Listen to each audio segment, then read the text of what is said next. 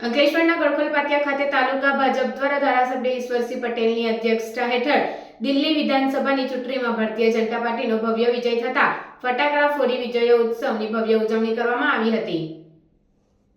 દિલ્હીમાં આમ આદમી પાર્ટીને મળેલા કારમાં પરાજયના કારણે અંકલેશ્વર તાલુકા ભાજપના આગેવાનો સહિત કાર્યકરોમાં નવો જોશ અને ઉત્સાહ જોવા મળ્યો હતો। ધારાસભ્ય ઈશ્વરસિંહ પટેલની અધ્યક્ષતા હેઠળ વિજય ઉત્સવની ભવ્ય ઉજવણી કરવામાં આવી હતી અને ફટાકડા ફોડી એકબીજાને મીઠાઈ ખવડાવી વિજય ઉત્સવની ઉજવણી કરી હતી। આ વિજય ઉત્સવમાં તાલુકા ભાજપના પ્રમુખ ચંદ્રેશ પટેલ, તાલુકા પંચાયતના સભ્ય અરવિંદ પટેલ, પૂર્વ પ્રમુખ નીતેન્દ્ર દેવધરા, તાલુકા પંચાયતના સભ્ય કલ્પેશ પટેલ સહિતના હોદ્દેદારો અને કાર્યકરો ઉપસ્થિત રહ્યા હતા।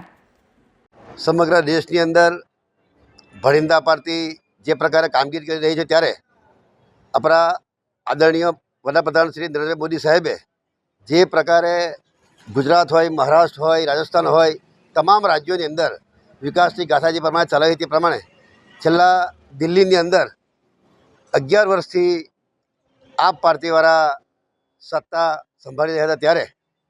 જે કેજરીવાલ છે, કેજરીવાલ ત્યાંના સુપ્રીમો કહી શકાય કે જેમણે 11 વર્ષ સુધી એમણે મુખ્યમંત્રી પદ તરીકે રહ્યા, પરંતુ આપણે જોયું છે કે દિલ્હીની અંદર આપનો સફાયો થઈ રહ્યો છે ત્યારે જે પ્રકારે કેજરીવાલે હરાવવામાં જે પ્રવેશ વર્મા કે તેઓના સ્વર્ગસ્થ પિતાશ્રી સાહેબસિંહ વર્માના દીકરા થાય છે ને એઓએ કેજરીવાલને